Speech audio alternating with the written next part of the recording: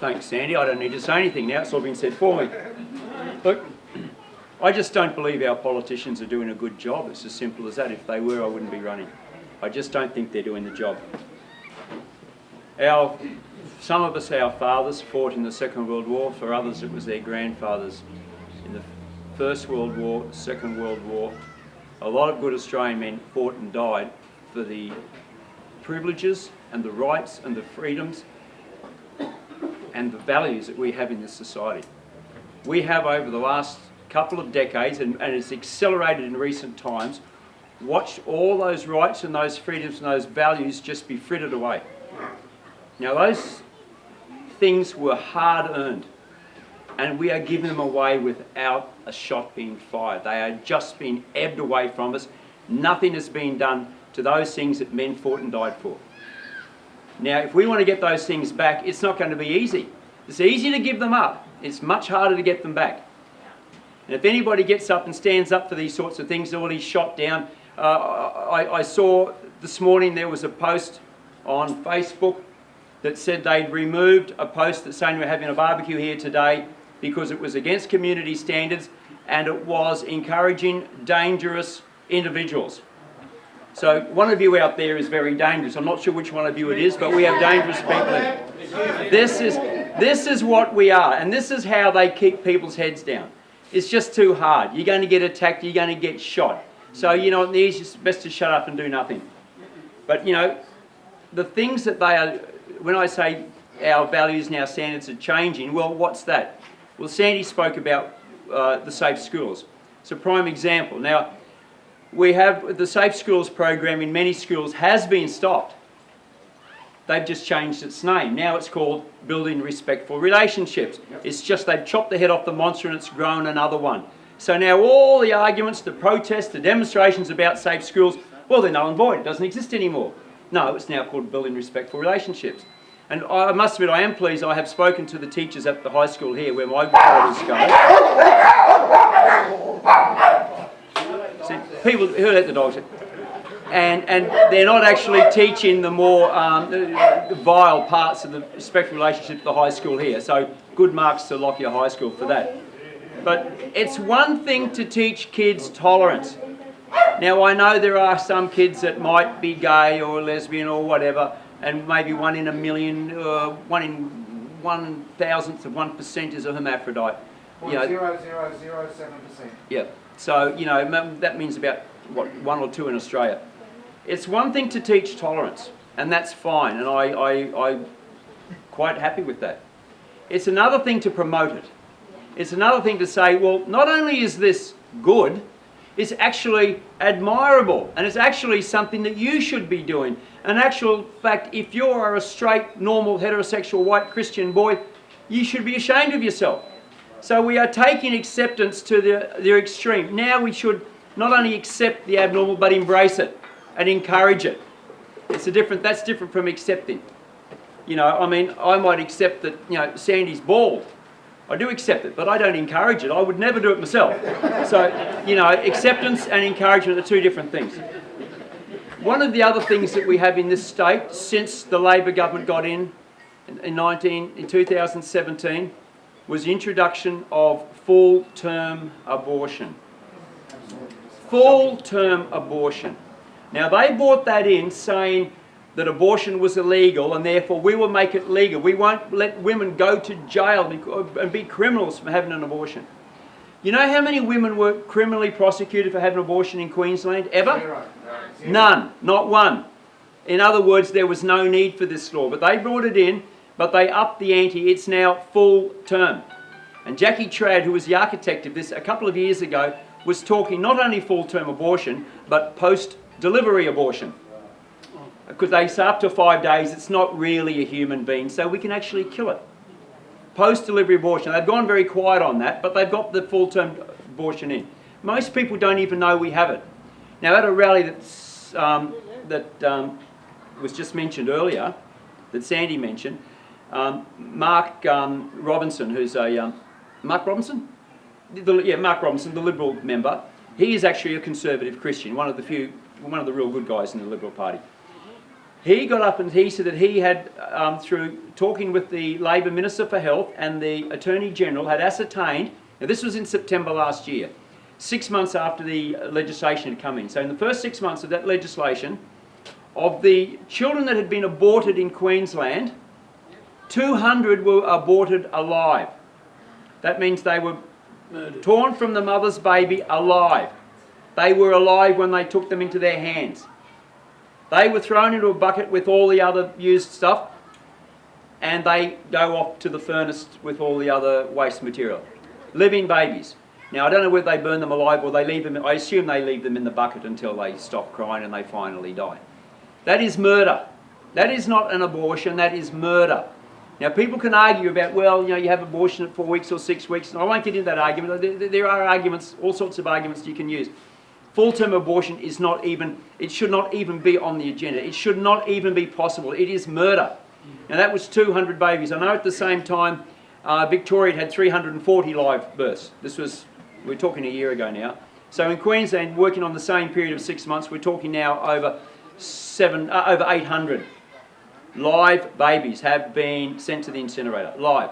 This is not Dr. Mengele's from the Nazi Germany doing experiments in 1945. This is in Brisbane now, right now. Now that's got to stop. These are the things that we are allowing to happen in our society, and most people don't even know it.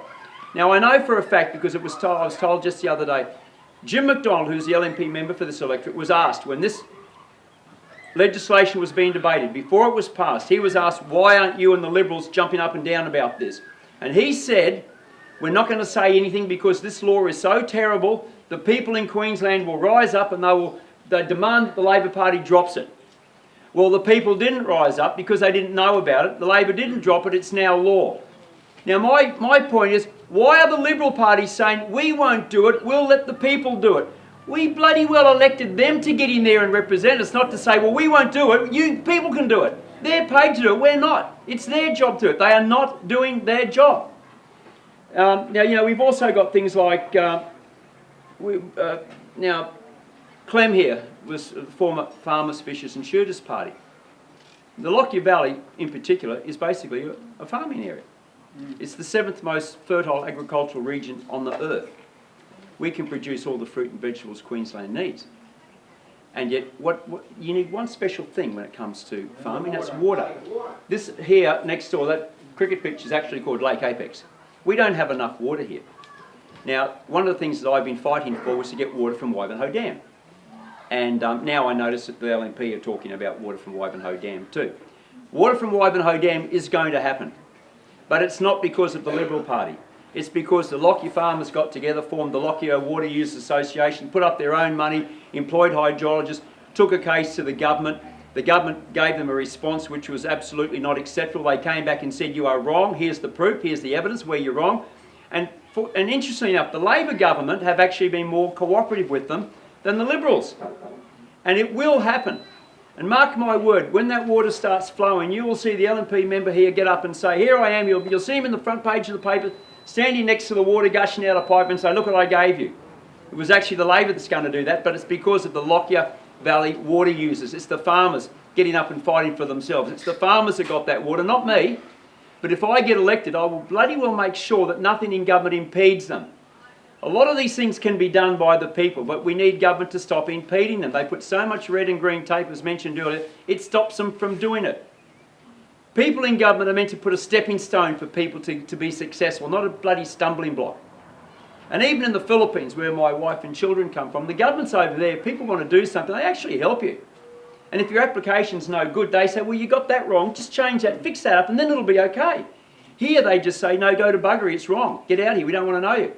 Farmers need water, and you know, I think this one thing this COVID-19 has taught us, we are so dependent on China, it's not funny. 2 weeks into lockdown, we ran out of every bloody thing in the supermarkets. We had nothing. Mining companies couldn't get tyres for their trucks because they come from China, and everything was shut down. Now, if we can't handle the 2 weeks of lockdown, God help us if we ever have to go to war. We will be screwed. We need to we need to start being independent in this country. There's no need for us to import food. There's an organisation here, I don't know whether Colin's here, is Colin Dorp here today? There's an organisation here called the Lockyer Valley Fresh Fruits, and they want to build a cannery and a fresh fruit processing plant here in the Lockyer. It was originally going to be at Grantham, but they've had so much trouble with council and so much trouble with the local government, they finally had an independent donor who's donating the land at Whitcott, so it will go to Whitcott. It will happen. No thanks to the government. These people have been fighting for 7 years. They've spent millions of dollars of their own, it's mostly farmers around here, have put their own money up to try to do something. You'd think any government would be falling over themselves to help them. Yes. But no, all they do is tell them all the reasons they can't do it. They are now going to do it. It will happen. And you bet your bottom dollar there'll be somebody out here standing there next to the plant saying, yeah, look what we did. They didn't do anything. These people did it. Jim, yeah. Just on that, just so the background on that so people know, some years back when Campbell Newman was in government, they approached the Newman government for support and they were knocked back. That'd be right. So, it's not only are they getting in the road, they're not supporting it, which was what the Jim was talking about. So, you know, as I say, governments, we can't expect governments to do everything. You know, they're not magic, and you know, most of them are more useless than the average person in the street. So you can't expect them to do much. But I do expect them to get out of the road of people wanting to do their job. And when people are prepared to stand up and do something, they should say, great, go ahead and do it. You'll make me look good.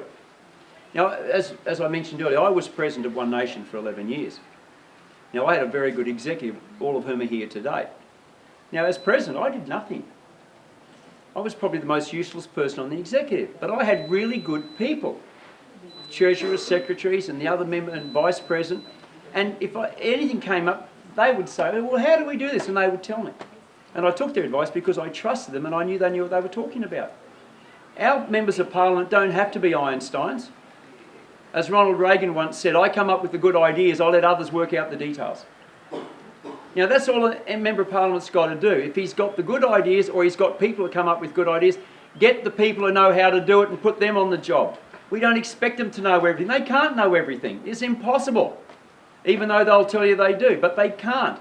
But to me, the secret is getting people involved with you who can do it. I don't know how to build a cannery, but I'm sure I'll make sure that nobody stops them. I mean, another thing that I would like to see done here is, in recent times, China have stopped taking our garbage. That's one thing I actually don't blame them for doing. We ship our garbage over there. The whole world ships our garbage over there. Now they're sending it back. They ship it to Ipswich. Ipswich. There is a process called pyrolysis. It's in several countries around the world. The Philippines, half a dozen, there's about a dozen third world countries do this. They can do it, but we can't in the first world. It's a process of converting waste plastic. Plastic comes from, is a hydrocarbon made from, basically from petrol. It comes from the oil industry. It's a byproduct of petroleum. You can convert it back to petroleum. Why don't we do it? We have millions of tonnes of plastic that we now can no longer send to China, so it's going to end up in landfills. We don't recycle. We recycle almost nothing of it. Go to the rubbish tip. It's full of plastic. It's not being recycled. Some is, most of it's not. We can convert that back to fuel. And I don't care if it costs a little bit more. Maybe the government could drop the excise tax on it for a start. But and it's going to create jobs. The Lockyer Valley needs jobs.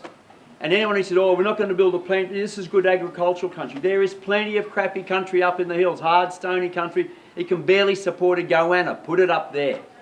It will create jobs. If we get the water from Wavenhoe, it will create, they estimate, 4,000 to 5,000 extra jobs on farm.